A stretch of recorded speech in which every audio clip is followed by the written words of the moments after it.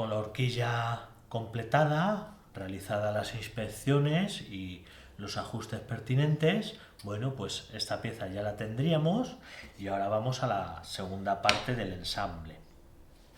Entonces, a continuación lo que vamos a hacer es un poquito el método que aplicamos con el ensamble de caja y espiga, ¿vale? Que consiste en ajustar esta espiga, que es lo mismo, a la horquilla, pero de tal modo que al encajar el ensamble, pues estas superficies queden lo más enrasadas posibles y niveladas, porque la dificultad con este tipo de uniones es eso, que queden escalonado, que queden una más alta que la otra, que quede esto retorcido, alabeado, ¿vale? Eso es realmente lo difícil. Hacerlo, cualquiera lo hace. Hacerlo mal, sin necesidad de nada, lo hace cualquiera.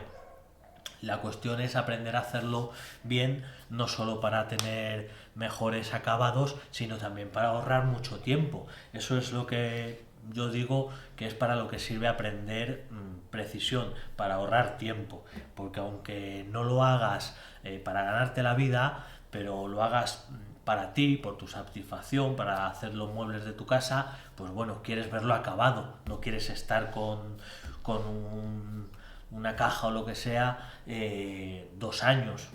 Bueno, pues por eso, más que nada. Entonces, vamos a ver. Lo primero que vamos a hacer, igual que en la caja de espiga, es prepararnos una falsa espiga, ¿vale? Entonces es un listoncito, sencillamente, que cepillaremos a un espesor, de tal manera que al encajarlo en la horquilla, como vemos aquí, pues entra con bastante suavidad, casi sin fuerza, ¿vale? Pero queda firme, no cuelga ni se menea, ¿vale? Entonces aquí la dificultad es justamente eso, crear esta espiga de manera muy precisa. ¿Por qué? Porque si esta espiga es más gruesa de lo normal, lo que va a pasar es que al encajarla ahí, ¿vale? La horquilla va a hacer así, ¡pum! Y se va a abrir. Y entonces, por un lado, ya vamos a estar deformando el espesor del componente y por otro lado vamos a estar, pues eso, creando unos escalones. Así que, como decimos, prepararemos esa falsa espiga para que entre suave y esto no se expanda, ¿vale? Entonces, bueno, con el calibre, con el pie de rey, pues siempre podemos hacer unas mediciones para ver el efecto que tiene esto. Si medimos el componente, el espesor del componente, vamos a tener un valor, ¿vale? Y si medimos el ensamble, pues vamos a comprobar si se ha desvirtuado ese espesor. Eso es importante, ¿vale?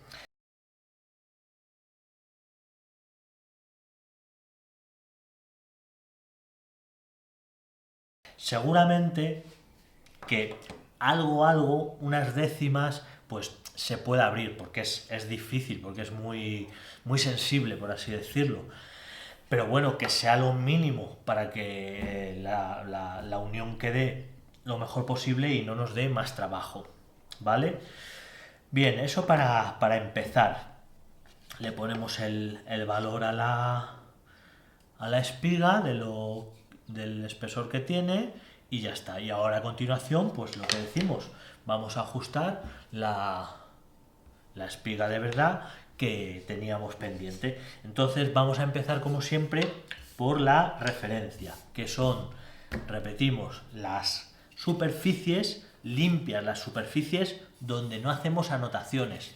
Esas referencias son de vital importancia cuando doy clases, pues a la gente le cuesta muchísimo recordar la importancia de esas superficies, recordar cuáles son esas superficies.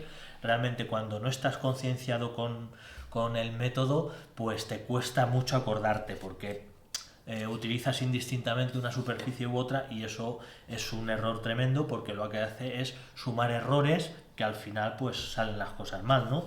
Entonces acordarnos de eso, de cuáles son las superficies de referencia que son las maestras que nos indican todo el camino. Bien, empezamos por ahí. Entonces igual lo que vamos a hacer es sujetar esta pieza que va a ser la que nos compense el apoyo para utilizar nuestro magnífico cepillo tupí o guimbarda, ¿vale? Ese término me encanta, guimbarda, viene del francés y es una herramienta magnífica para esto. Obviamente podemos utilizar los formones sin problema, podríamos trabajar con los formones sujetando la pieza. Yo, si utilizara formones en lugar de la guimbarda, lo haría en el tornillo de banco en esta posición con nuestro agarre lateral y seguir los pasos y el método igual. Entonces sujetamos esta pieza, aquí tenemos sujetada esta pieza, ¿vale? Por la cara de referencia. Yo la he sujetado como mostramos, gracias al diseño del banco puedo meter el sargento por aquí detrás y lo tengo sujeto desde esa parte para que no me moleste. Y ahora también sujetamos la pieza de espiga, lógicamente. La colocaremos de tal manera que el tupí pues nos permita un apoyo consistente en ambas piezas a pesar del movimiento lateral que tenemos que hacer, ¿vale? Y cubrir de esta manera, que apoya ahí y ahí, ¿vale? No pongo esta parte de la horquilla aquí al lado para apoyar, ¿vale? Como si dijéramos así, ¿vale? Si esto lo desplazara, ¿verdad? Porque en este punto ya decimos que sufre ligeras desviaciones, por eso, tanto si metemos la espiga, ¿vale? Como si la quitamos, esto tiene una flexión. Entonces, ese apoyo, si ponemos esta parte aquí para trabajar con la guimbarda, pues nos va a desvirtuar el apoyo y vamos a tener problemas y el corte en la superficie ya no va a quedar paralelo, va a quedar desviado o desnivelado, ¿vale? Entonces, darnos cuenta de esta colocación.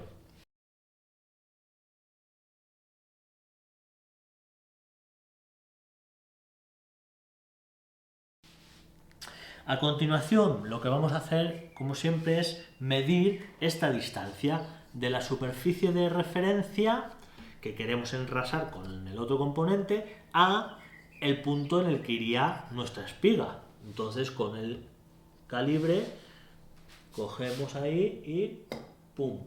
Medimos. Y entonces ya sabemos el valor que tiene, en este caso 3,40 me da, ¿vale? 3,40. Bueno, pues esa distancia es la que tengo que dejar aquí. Esta distancia la tengo que llevar aquí. Y aquí, por ejemplo, tiene pues 3,06. Así que tengo que quitar ahí unas poquitas virutas, ¿vale? Entonces ajustamos la guimbarda como hicimos. Ahí no corta, en ese punto no corta. Bien, repetimos el uso de la guimbarda como ya se explicó en el ensamble de caja y espiga, pero bueno, siempre apoyando con los dedos aquí la cuchilla para que quede en su posición más levantada o más atrasada de corte para que al trabajar no se falsee, no se mueva. Entonces sujetamos ahí, ¿vale? Ahí, así lo hago. Soltamos el tornillo que sujeta la cuchilla, que es este de aquí atrás, y avanzamos con la rueda de ajuste de profundidad de la cuchilla. Ahí. Por ejemplo, 1/4 de vuelta. Y cerramos. ¡Pum! ¿Vale? Este tope de profundidad lo podemos utilizar si queremos, pero yo la verdad que no le veo mucha eficacia. Y ahora usamos entonces el agarre, Fijaros, mis pulgares van apoyados aquí en el cuerpo de la herramienta, del cepillo, y los pomos en las palmas de las manos, ahí. Y entonces ya voy tirando.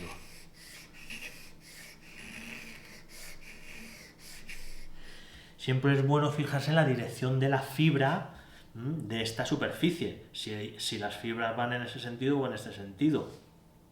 Lo tenemos apuntado, aquí está apuntado, las fibras en esta superficie están así, es decir, el cepillo va hacia allá. Por lo tanto, yo la cuchilla, que es como un formón recto, voy a hacer una pequeña desviación del filo, ponerlo oblicuo a favor de esas fibras. Entonces, en lugar de llevarlo así recto, lo voy a llevar así un poquito. Voy a trabajar así, porque de esa manera pues corta mucho mejor y queda más suave la superficie, ¿vale? No sé si lo he dicho antes, pero bueno, este pequeño taquito es ideal para reposar la guimbarda cómodamente, porque es una herramienta que, como tiene la cuchilla por debajo de la base, pues dejarla encima de la mesa, bueno, pues ya sabemos, a mí me parece una idea fatal, pero ya cada uno que haga lo que quiera. Vale, seguimos avanzando, apenas he cortado, soltamos, avanzo otro cuarto de vuelta, cerramos y trabajamos de esa manera. Ahora sí corta. Ahora se ha entrado el filo. Ahí está.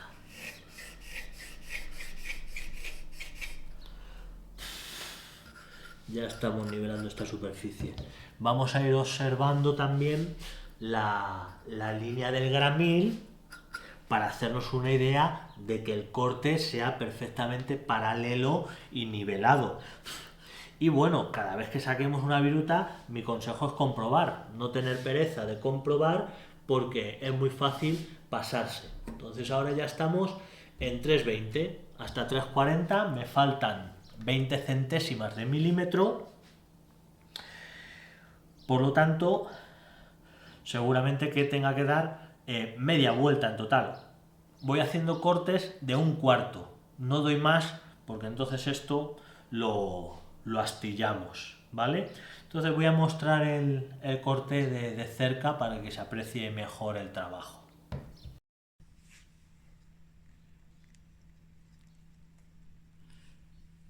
Sujetamos la cuchilla, soltamos y avanzamos 1/4. Aseguramos y ya trabajamos con esa inclinación, dando cortes finitos,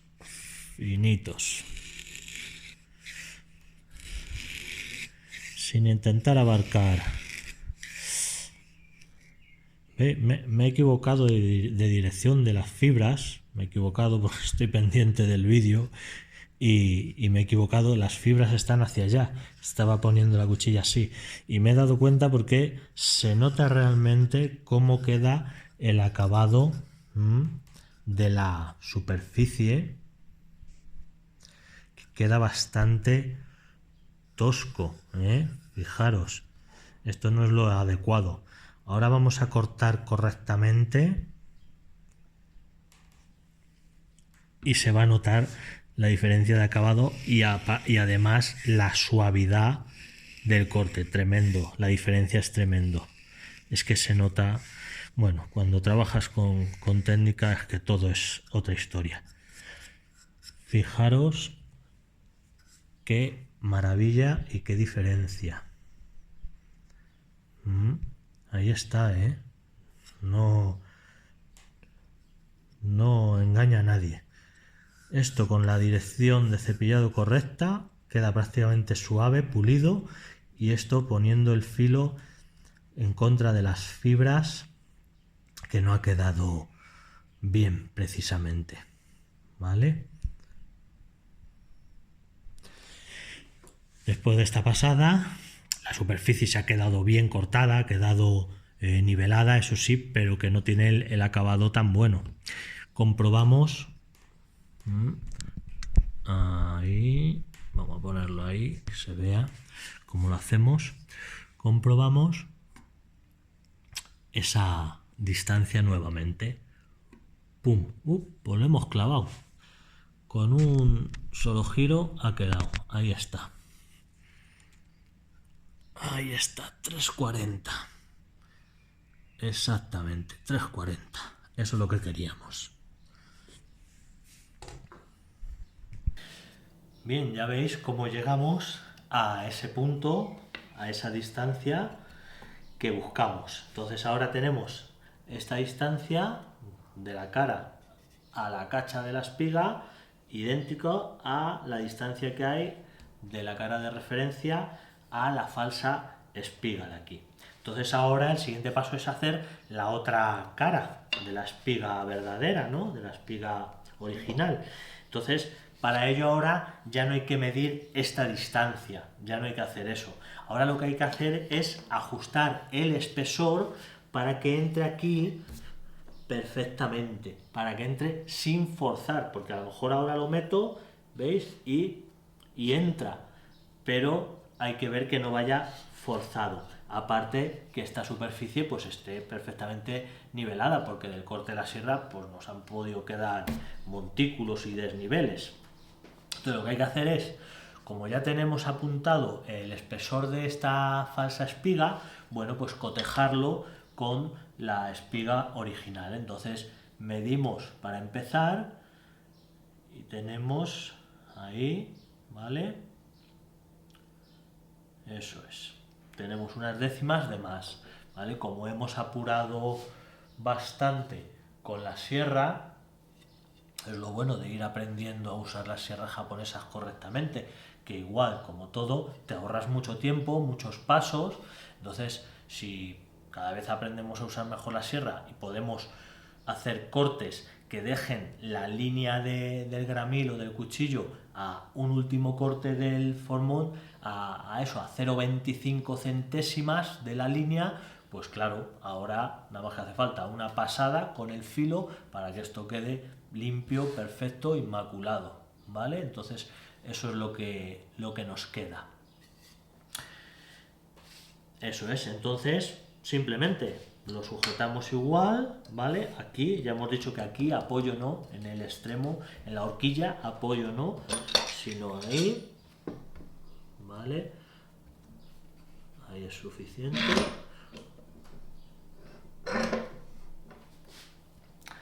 Ajustamos. Uy, me he ido mucho. Ahí. Ajustamos la cuchilla, entonces tenemos que recogerla. Vamos a ver, ahí está, vale, ahí, una gotita, ahí, la empujo para darle una pasada porque es muy poquito lo que tenemos que quitar, pero ya conseguimos dejarlo nivelado todo, ¿vale? Eso es. Y ahí en principio estaría terminada la espiga en espesor. Ya tenemos este espesor, ¿vale? Era muy poquito, entonces, pum, ahí lo tengo, suficiente. Y ahora esto, si lo encajamos aquí, pues entra, ¿ve? Entra suavemente, casi sin fuerza, pero con fricción, contacto, las superficies están rozando. Eso es lo interesante. Porque luego ahí le añadimos la cola y esto ya queda súper fuerte. No hace falta más. Es que es un ensamble difícil por eso, porque la tendencia es a dejarlo demasiado duro y esto se abre. Y no es necesario porque esa no es la mecánica. Entonces ahora esto, ahí lo probaríamos y... ¿Veis? Es que prácticamente no se mueve. Lo ideal es eso, comprobar con el calibre, ahí, 13, que este espesor en el ensamble no es mucho mayor, ahí está casi exacto, ¿vale?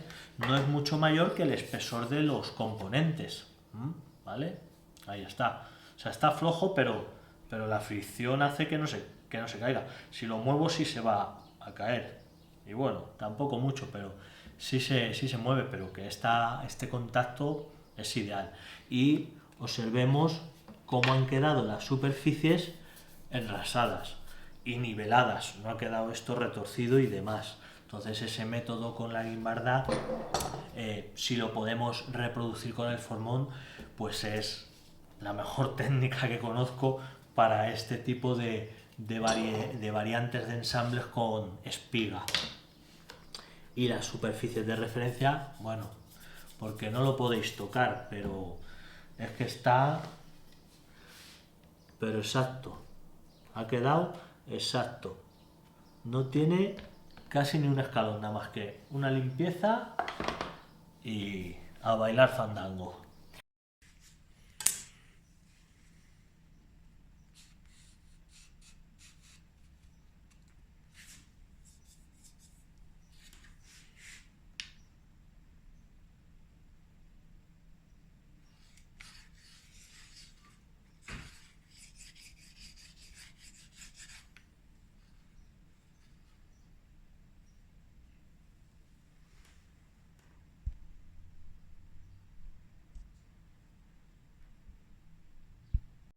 Bien, no está terminado, ¿verdad? Nos faltan los espaldones. Nos falta la línea del espaldón que igual no se acaba con la sierra, hay que acabarlo con el formón. Así que vamos a ello. Para el corte del espaldón seleccionaremos un formón un poquito más estrecho que la anchura del componente, ¿vale? Que no sobresalga por los cantos. Sujetaremos la pieza cerca de una pata del banco. Eso siempre está repetido cuando cortamos con formón y martillo, ¿vale? Yo aquí no lo voy a sujetar porque con el apoyo de atrás, este apoyo ya me sirve para cortar. Pero bueno, esto lo podemos ir desarrollando con la práctica. Lo ideal es que cojamos y sujetemos la pieza con un sargento, no pasa nada. Juntamos la punta siempre en el aburasubo de nuestro formón japonés, ¿vale? Y adoptamos nuestra posición de corte. Introducimos el filo ahí en la marca del cuchillo que hicimos con la escuadra para terminar. Si la masa que queda aquí hemos dejado mucho margen, pues no hace falta decir que hay que dar varios cortes antes de llegar a la marca del cuchillo, antes de cortar ahí. Repetimos la norma, la regla, la ley universal del corte con formones. Y es, cuando lo hacemos a mano, no cortar láminas más gruesas de medio milímetro, ¿vale? Medio milímetro. Si los cortes los hacemos sin martillo, incluso yo diría que no sobrepasemos un cuarto de milímetro. Y cuando es un desbaste, cuando sí que es un desbaste, que no necesitamos tanta precisión y que no vamos a la línea de un cuchillo, sino que es un desahogo, ahí podemos llegar a 1 milímetro de espesor en los cortes. Pero tenemos que respetar esa ley porque si no, pues el corte se nos va a desvirtuar, se van a romper las fibras, bueno, va a pasar un desastre en definitiva, da igual, de una manera o de otra. Ahí situamos, clavamos el formón y ahora esto es un puntal, esto es una guía del formón para que el formón vaya perfectamente perpendicular y nuestra vista va a estar por delante del bisel para ver el avance del formón en el corte.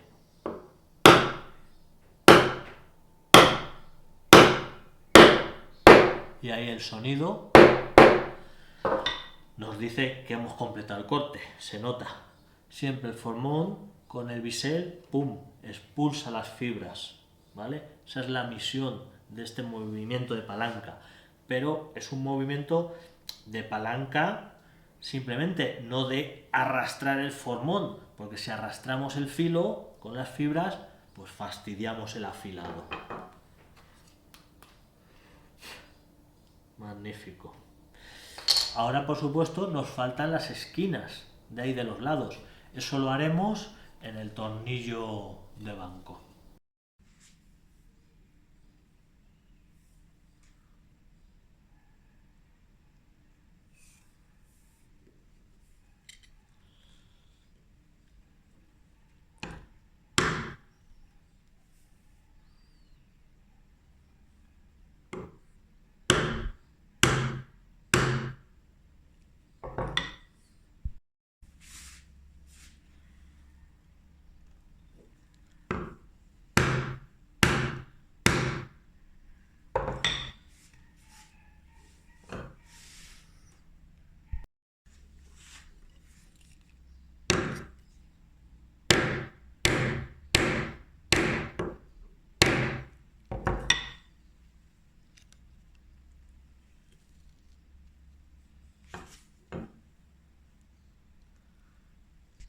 Entonces ahora, con la pieza sujeta en el tornillo de banco, colocada a una altura adecuada, yo tengo como referencia el punto de mi codo con el brazo doblado, vamos a rematar esas esquinas de los lados.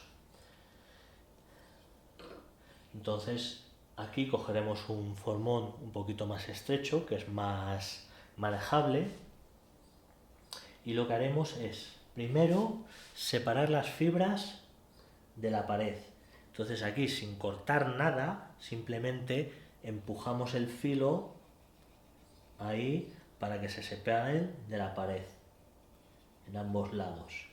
A continuación, hacemos un chaflán por el canto, colocando ya el filo en la línea de la escuadra, ¿vale? Ya es un acabado. Y no debería haber mucha masa que nos impida el trabajo. Por aquí igual voy a tapar.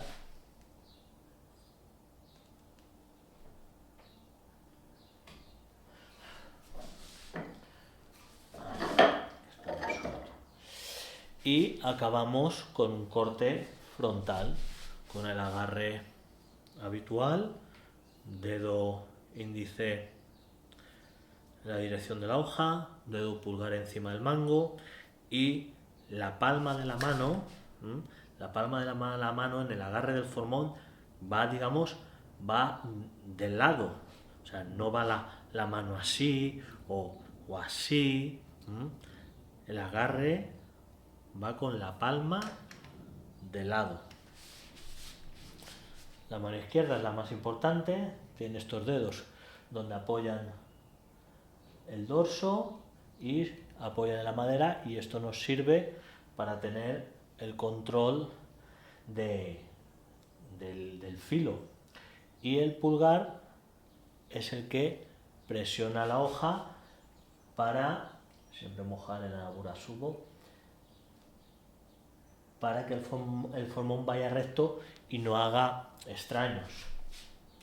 Introducimos ahí, ahí, clic, y ahí avanzamos. Intentando siempre hacer fuerza con el peso del cuerpo y con las piernas. Y utilizamos un formón más estrecho, como digo, para que con la hoja no nos salgamos por el canto, sino que la esquina del formón, ¿vale? La esquinita del formón es la que, ¡pum!, recorta, completa el camino, el recorrido. Al otro lado, igual, ¿vale? Buena posición, no podemos hacer esto, tenemos que estar así. Entonces nos colocaremos adecuadamente para que el cuerpo esté alineado. Y ahí. Pum. Ya está limpia toda la línea del espaldón.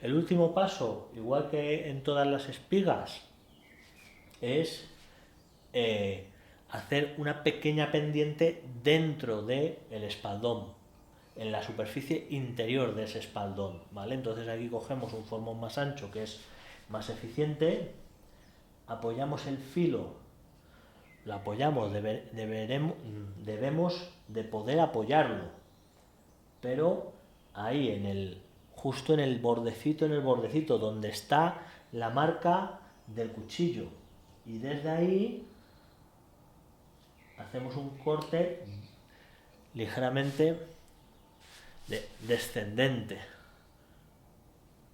así, ¿vale? Ligeramente, no tanta inclinación, lo estoy exagerando para que se entienda, pero así.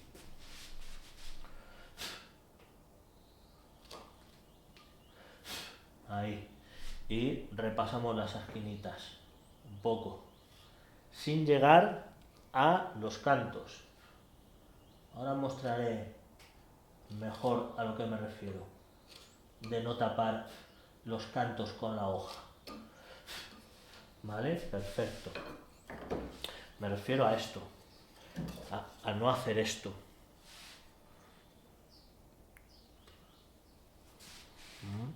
Para que se entienda. Tenemos que trabajar desde dentro. Ahí, ese es el límite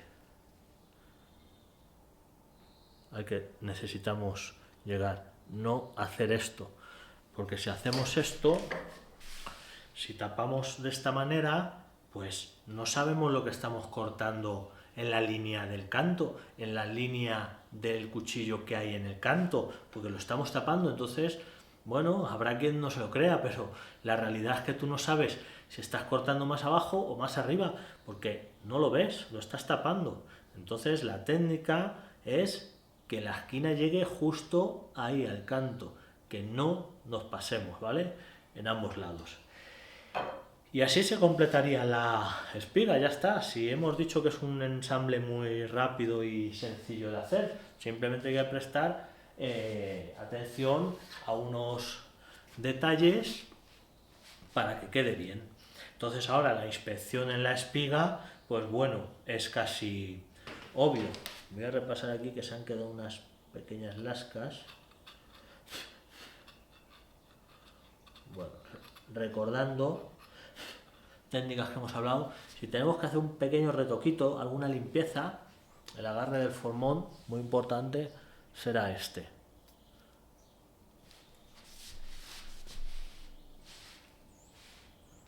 Cerca, cogemos la hoja cerca del filo, para tener poco recorrido, para que esto no se nos escape. Si hacemos esto, si intentamos limpiar así, esto se escapa y esto es un peligro tremendo, ¿vale? Bueno, los formones, si no los colocamos en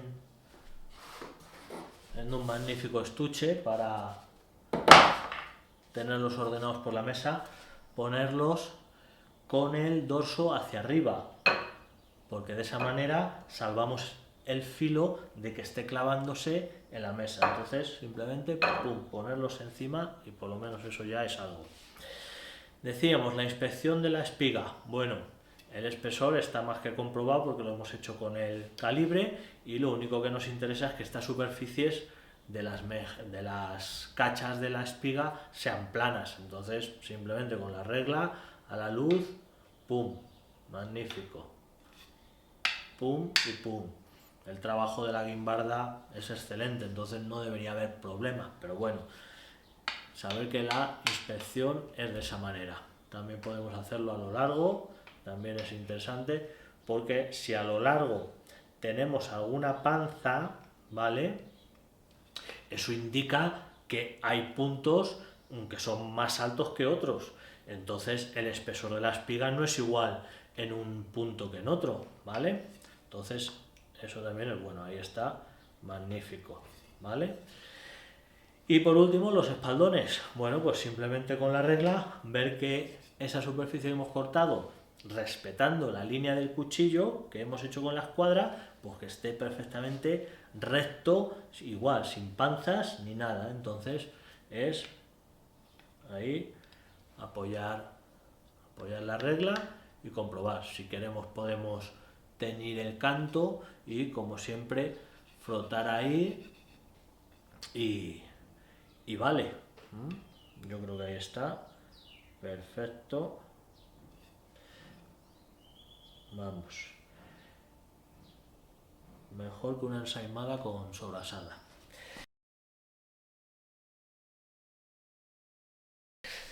Vale, terminado. Este sería el ensamble 4x4. Ahora sí, pum, lo podemos encajar y esto queda ahí estupendo. ¿Vale? Eso sería. Ahí el peso es lo que digo, que no tiene que quedar súper apretado, ¿vale? Entonces es fácil que se caiga, pero que ahí es suficiente. Y ahora, por último, si queremos hacer muy fuerte este ensamble, voy a explicar una técnica que es la de clavijas de retención, que son pues eso, unos tubitos de madera, ¿no? Lo que suelen ser unas espiguillas, como en cada sitio se llaman de una manera, también lo llaman por ahí en el mundo del bricolaje tubillones o algo así, o tarugos lo he escuchado también, magnífico, muy adecuado para quien lo utiliza. Entonces, bueno, pues vamos a explicar esa técnica que haría este ensamble ya realmente muy fuerte, ¿no? Entonces, este ensamble es ideal por simplificar las cosas y tener un ensamble en un mueble, ¿no? En una estructura, pero si es una estructura, pues eso, como las patas de una mesa, una silla, algo que tenga que soportar fuerzas, pues al meterle estas clavijas que vamos a ver, pues lo hacemos realmente muy fuerte, porque ya el ensamble es inamovible. Entonces, pues en ciertas situaciones es ideal. A mí no me gusta utilizarlo, no soy muy partidario de utilizar esas clavijas de retención, excepto por ejemplo en las patas de la mesa de trabajo, como excepción, ¿vale? Para hacerlo más fuerte. Además, el modelo de ensamble que utilizo yo es con una clavija cuadrada, no es lo mismo que vamos a ver. Bueno, no importa, el método y el camino a seguir es el mismo. Entonces, vamos a explicar eso. Bien, el ejercicio a continuación es muy sencillo, simplemente hace falta explicar algunas pautas. Bueno, con clavijas pues me refiero a esto, que yo por ejemplo pues lo compro en un bazar asiático, son varillas de madera redondas y ya está. Entonces, para esta escala de ensamble voy a utilizar estas clavijas de 5 milímetros, ¿vale? Eso es. Entonces, bueno, con un pedazo corto es más que suficiente. Tengo que hacer por 4, 8. Bueno, no es ningún misterio.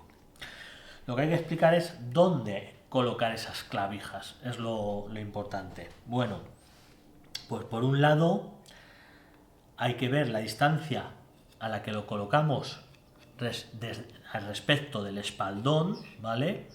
En la longitud de la espiga, que llamaríamos, en qué punto de la longitud de la espiga lo colocaríamos y en qué punto de la anchura colocaríamos también esas clavijas. Vamos a insertar dos, ¿vale? Es lo ideal, poner dos. Se puede poner una en el centro y vale, pero bueno, vamos a utilizar dos, que es lo más ortodoxo.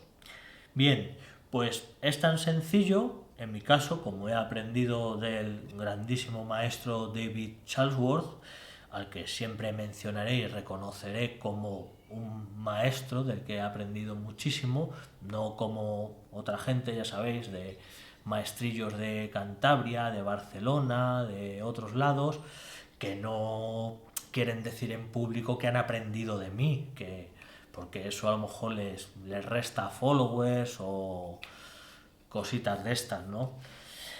A mí sí me gusta decir el nombre de quien ha aprendido, pues por eso, más que nada porque me hace sentir mejor, básicamente, y más auténtico.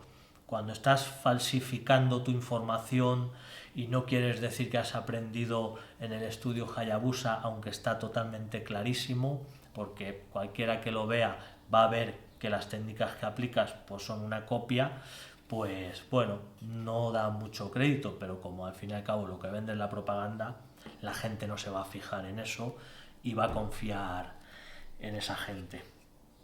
Muy bien, pues lo vamos a situar a una distancia equivalente al espesor de la clavija, es decir, 5 milímetros. Entonces, a 5 milímetros del espaldón y a 5 milímetros de los cantos, ¿vale? Entonces 5 milímetros significa que hay un espacio de 5 milímetros hasta que empieza la madera, hasta que empieza la clavija. Entonces, como lo que vamos a hacer es un taladro, pues claro, hay que calcular el centro, el punto central del taladro, que es el punto central de la clavija. Entonces son 5 milímetros de espacio más 2,5, que es la mitad de la clavija, que es donde está el centro, ¿verdad? Entonces, a 7,5 milímetros, ¿vale? Por redondear, lo podemos dejar en 8, ¿vale? Mejor más adentro que hacia afuera, porque siempre que nos acerquemos a las superficies exteriores, pues las fibras son más débiles y es más fácil que colapse el ejercicio. ¿Vale? Entonces lo pondremos a esa distancia. Ahí situaremos el punto del taladro. Entonces, esa distancia, el taladro original lo hacemos, el primer taladro lo hacemos en la caja, ¿vale? O en este caso horquilla, pero igual valdría para el ensamble de caja y espiga. Bueno, pues el taladro lo hacemos en la caja y luego en la espiga crearemos una desviación para que al introducir la clavija eso haga el trabajo de retención. Bien, decir por ejemplo que si estas clavijas las situamos más cerca de la testa, ¿vale? No sé si se ve bien. De la testa, de la espiga, ¿qué pasa? Pues que cuando este componente por los cambios ambientales pues se pueda encoger o mover, pues va a aparecer un hueco en la línea del espaldón, en la línea donde hacen contacto. Eso por un lado. Por otro lado, si el esfuerzo que está haciendo la madera con la espiga tirando está cerca de la testa, las fibras aquí, el recorrido que tienen las fibras aquí es muy pequeño y eso parte porque es mucho más débil la fibra cuanto más corta es, eso ya lo sabemos por la naturaleza de la madera, entonces ahí se partiría fácilmente, así que no es buena idea. Por eso lo ponemos en ese punto, entender el diseño. ¿Vale? Entonces, para marcarlo, como decimos, lo vamos a hacer en la caja. Entonces hacemos lo siguiente: cogemos y ponemos un gramil de escritura a 8 milímetros, simplemente. Entonces ajustamos ahí esa punta a 8 milímetros.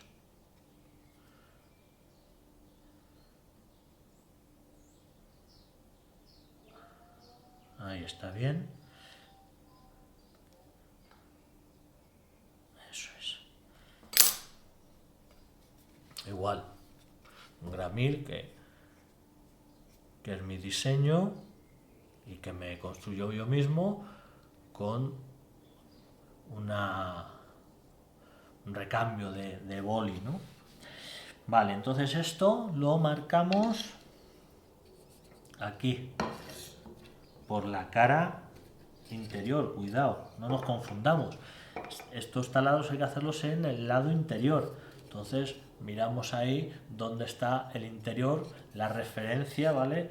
Esto está sucio, entonces aquí. Entonces hay que marcarlo ahí.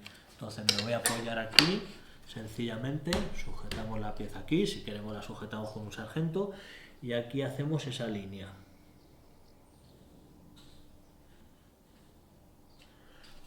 ¿Vale?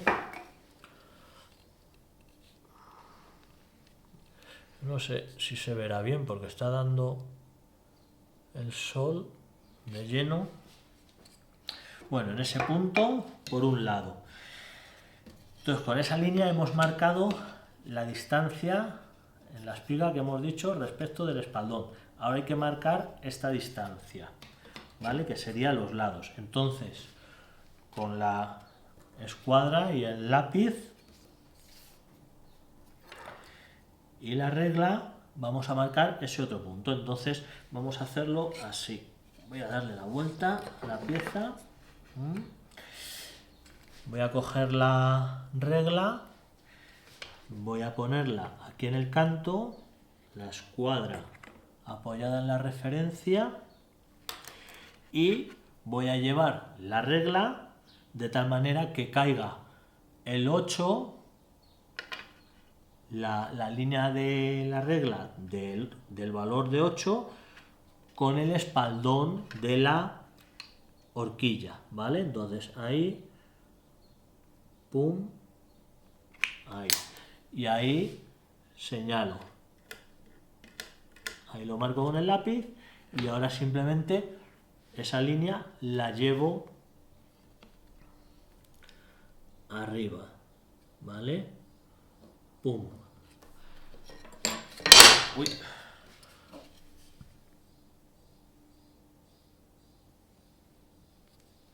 Ahí está. Y hay que hacerlo también desde el otro lado, ¿vale? Entonces aquí hay que fijarse que si esto nos ha quedado más largo, la horquilla nos sobresale. Entonces cuidado, prestad atención a esto, porque si ahora hacemos la otra marca con ese valor, pues claro, tenemos un problema. Entonces hay que calcular, hay que restarle, o mejor sumarle el exceso que tenemos aquí, ¿vale? Entonces, para hacerlo, yo casi prefiero que mido la anchura, que son 36-30, mido la longitud y lo resto, 36-30, 37-60, ¿vale? Eso es. Entonces resto y ya calculo el otro punto donde me queda. Una manera sencilla para lidiar con ese exceso de la horquilla que nos puede causar confusión, pues es muy sencillo: coger la regla con tope, ponerla a 8 milímetros, que es lo que queremos situar, y hacemos la marca aquí en la espiga, que no vamos a estropear nada. La hacemos por ambos lados, ahí, pum y pum. Ahí la tenemos. Y entonces ahora simplemente, si cogemos un compás o el mismo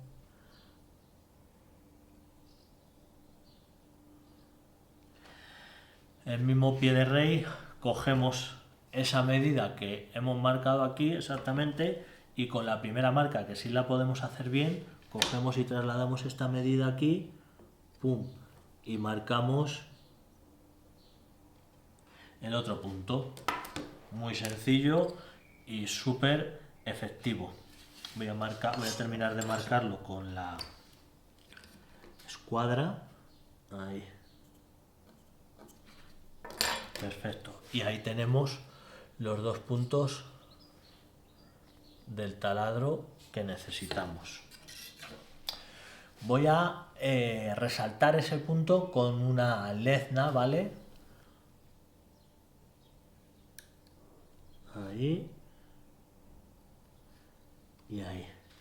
¿Vale? Un buril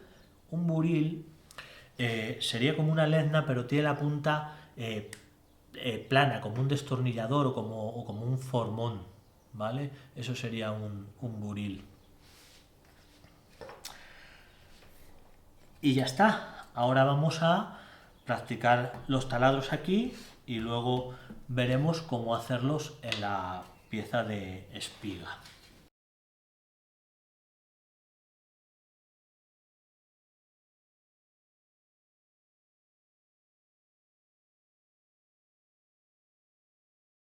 Muy bien, con los orificios practicados en la caja u horquilla en este caso, bueno, pues ahora tenemos que hacerlos en la espiga. Entonces, sencillo, armamos el ensamble, ¿vale?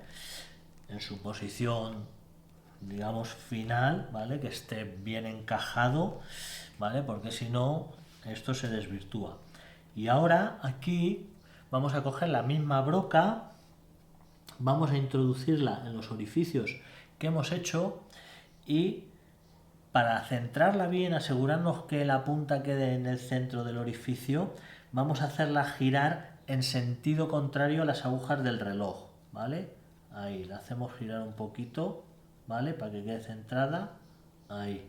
Y a continuación le damos un golpecito con el martillo. En el otro lado exactamente igual, sin que se nos mueva nada. Ahí está, magnífico. Desarmamos, esto lo aparcamos. Ahí tenemos nuestros dos orificios, ¿vale? Que con la marca que hicimos antes de los 8 milímetros, pues también nos da una pista de que ha quedado todo en su sitio. Y ahora hay que hacer una marca para crear este orificio, este segundo orificio, desplazado, descentrado del otro, porque la idea de este ensamble es que al introducir la clavija, pues al pasar por este segundo orificio la clavija va a empujar, va a tirar y va a hacer que las dos piezas, pum, se aprieten en el sentido del espaldón, ¿vale? Esa es la técnica, esa es la mecánica de este ensamble. Entonces, ¿cuál es el desplazamiento que hay que hacer? Pues depende de la escala del ensamble igualmente. Entonces, en esta escala de muebles, con 1 milímetro, con desplazar el taladro 1 milímetro sería suficiente. Entonces, aquí lo que hay que prestar atención es hacia dónde desplazamos el orificio, porque claro, si el orificio que originalmente está aquí lo desplazamos hacia la testa de la espiga, pues lo que vamos a hacer es al contrario, vamos a soltar el ensamble, vamos a hacer que se separe. Entonces el orificio hay que hacerlo un pelín metido hacia, desviado del orificio original hacia el espaldón. Y como decimos en esta escala, pues con 1 milímetro de desviación es suficiente. Entonces 1 milímetro, por ejemplo, es el espesor de una regla rígida, ya llamada rígida, ¿vale? Es 1 milímetro, podemos medir el milímetro con un compás, con un calibre, como queramos, pero con la propia regla, ¿no? Aquí haciéndolo ahí, colocando la regla y ¡pum! ¿Vale? Se puede hacer. En escalas mayores la desviación será mayor, entre 1,5 y 2 milímetros. Por ejemplo, el canto de una moneda de 5 céntimos. Pues esta desviación, este espacio, esta distancia nos puede valer. Esto es más grueso, es como 1,7 milímetros de espesor. En mi caso voy a marcar ese canto de la regla, así que lo que hago es, pongo la escuadra, ¿vale? Aquí no hace falta ni siquiera que sea la referencia porque no es algo que necesitemos una línea escuadrada totalmente perfecta, ¿vale? Simplemente una ayuda por colocar una distancia. Y a continuación pongo la escuadra en los puntos de la marca de la broca, primer paso. Y a continuación sitúo la regla que mide ese milímetro, sujeto la regla y con la lezna pincho en esos puntos. Ahí y ahí. Y ahí he creado esa desviación hacia el espaldón, ¿vale? Y ahora ya nos vamos al taladro igual y practicamos estos orificios.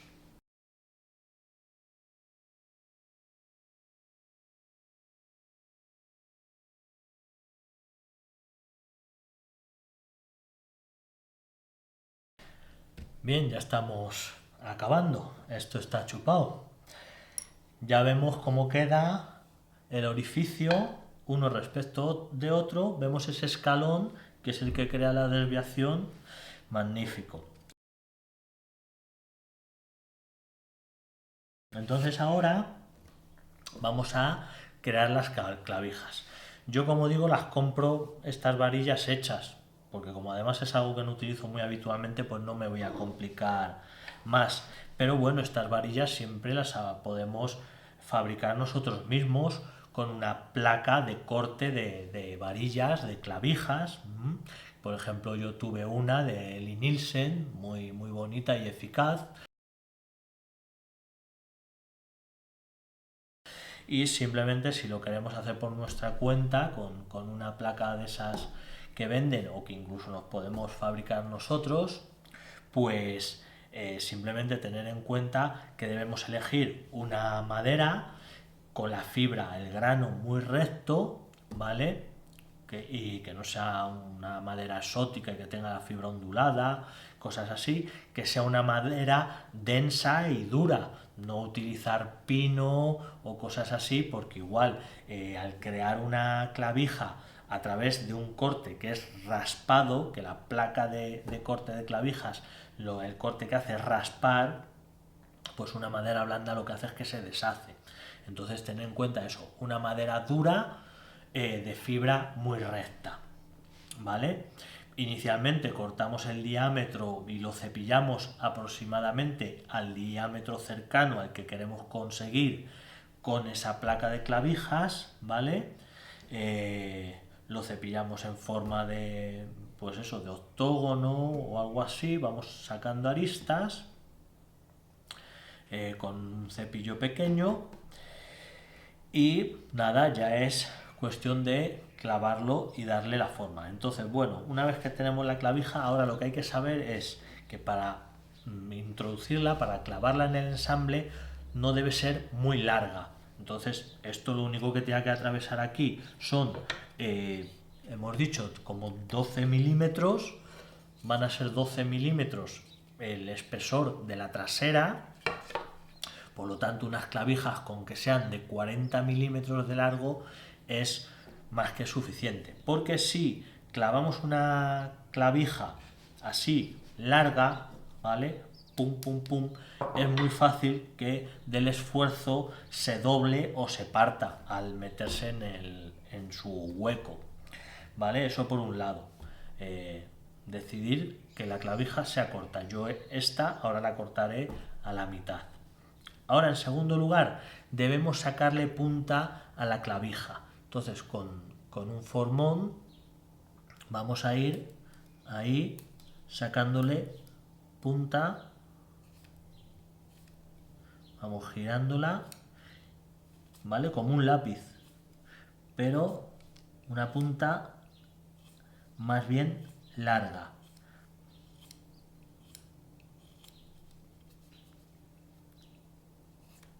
¿Para qué hacemos esto?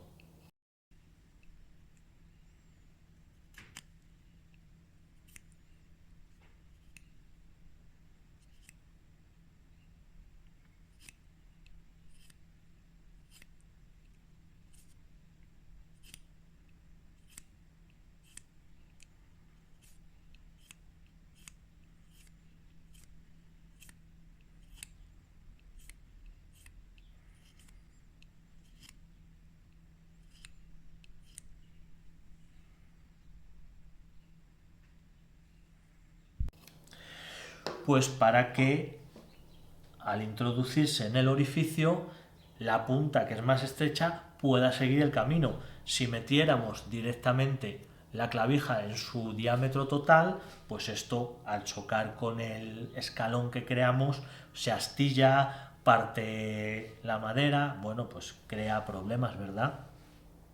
Entonces vamos a hacer eso, vamos a sacarle un poquito de punta, sencillamente con el formón. Ahí, que no se tarda nada, ¿vale? Bien, eso por un lado, en ambas clavijas, no lo voy a repetir para perder tiempo, está visto, es sencillo. Ahora, en los orificios de la espiga, aquí, con una lima redonda, ¿vale? Vamos a facilitar igualmente la entrada de la espiga para que no se astille y la entrada no se vea ahí forzada. Entonces, simplemente lo que vamos a hacer es limar un poquito esa entrada, ¿vale? Solamente en la parte que va, en la parte del orificio que va hacia la testa. Solamente aquí. Ahí. Y ahí. Simplemente vamos a limar esto un poquito. Vamos a redondear. Digamos que vamos a abrirlo un poquito. Así. Cogemos la lima como un lápiz.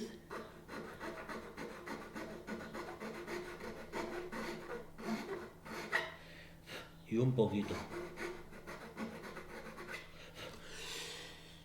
Igual, lo que decimos, un poquito, porque si lo abrimos demasiado, pues ya no tiene ningún efecto, ya no hace fuerza ni sirve para nada. En los dos lados.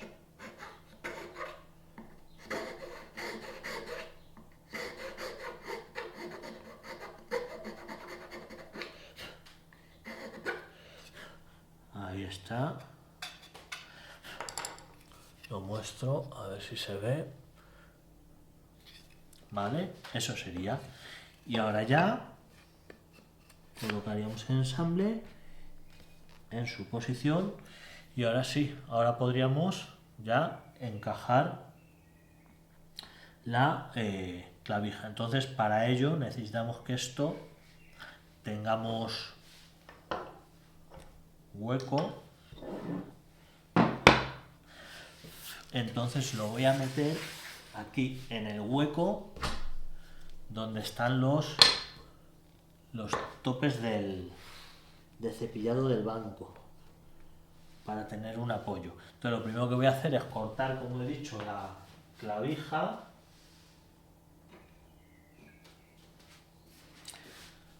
a una longitud adecuada.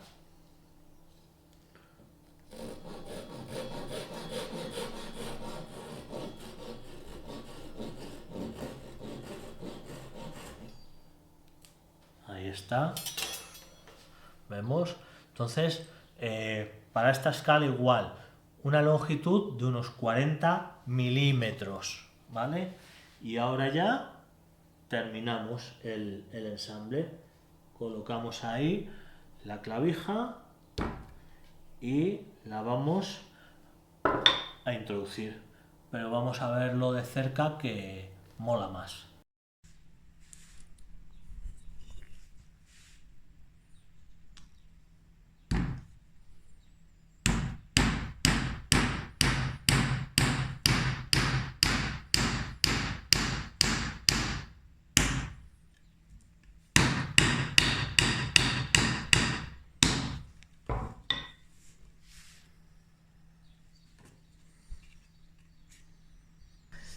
Este hueco que nos ha parecido, bueno, pues lógicamente se puede intuir que es debido a la especie que hemos utilizado.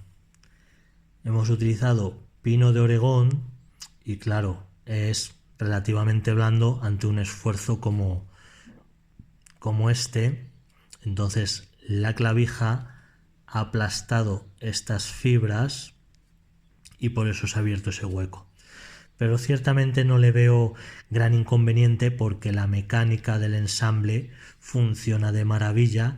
Esto queda súper fuerte y el espaldón queda limpiamente apretado. Así que bueno, hemos sacrificado un poquito este defecto, simplemente tenerlo en cuenta para el futuro a la hora de elegir las especies para aplicar esta técnica. Bien, ya tenemos nuestro ensamble completado satisfactoriamente, exceptuando ese punto que debemos mencionar de que debido a la compresión de las fibras de una madera relativamente blanda como el pino de Oregón, pues nos ha quedado ahí un poquito de hueco, pero bueno, que no nos importa porque no afecta a la resistencia del ensamble y a mí lo que me preocupa más es el espaldón, ¿vale? Igualmente eso quedará relleno con cola porque este ensamble, pues cuando armemos la trasera completamente se encola estas clavijas, ¿vale? Eso sería. Y ahora simplemente voy a mostrar, bueno, cómo acabarlo realmente, aunque no esté montada la puerta, pero cómo acabarlo totalmente. ¿Vale? Eso es. Entonces ahora hay que quitar ese exceso. Entonces para ello lo ideal es utilizar una sierra que creo que hasta el momento no hemos mencionado en este recorrido, en este curso, que es la sierra Kugi-Hiki no Kogiri, ¿vale? Entonces es una sierra parecida a una kataba, es decir, no tiene costilla como la Dozuki y no tiene dos dentados como la Ryoba o la Cebiki, solo tiene un dentado. Y la peculiaridad de esta sierra es que tiene una hoja relativamente delgada para hacerla flexible. Esta es una maravilla de un famoso fabricante japonés que está elaborada en un gran porcentaje artesanalmente. Luego tenemos otras Kugi-Hikis más comerciales, pero realmente buenas, con esta hoja tan flexible, igual de otro famoso fabricante. Esta sí tiene dos dentados, porque uno es para maderas duras y otro para maderas blandas, y cambia el tamaño de los dientes también. Son igualmente dos Kugi-Hikis, pero lo normal, el ejemplo tradicional es como esta, con un solo dentado. Y ahora el dentado, lo especial que tiene es que es muy fino, son unos dientes muy pequeños, ¿vale? Entre 25 y 32 ppi, puntos por pulgada. El afilado es a contrahilo siempre, porque para lo que sirve esta sierra es para enrasar. O sea, en el argot de carpintería castellana, pues diríamos que es una sierra de enrasar, que las hay el equivalente a las Kugi-Hiki en herramienta occidental, pues existe perfectamente. Entonces sirve para pues quitar excesos de madera salientes que, bueno, pues con un formón o un cepillo a lo mejor sería mucho trabajo, pues con esto lo cerramos. Entonces es especialmente útil, sobre todo en el caso que nos encontramos con clavijas que sobresalen. Entonces hay que enrasarlo y luego darle el acabado con cepillo, pero para quitar este exceso pues empleamos esta sierra. Entonces esta sierra lo que permite es apoyar totalmente la hoja en la madera y flexionarla. Entonces ahora al cortar, pum, enrasamos.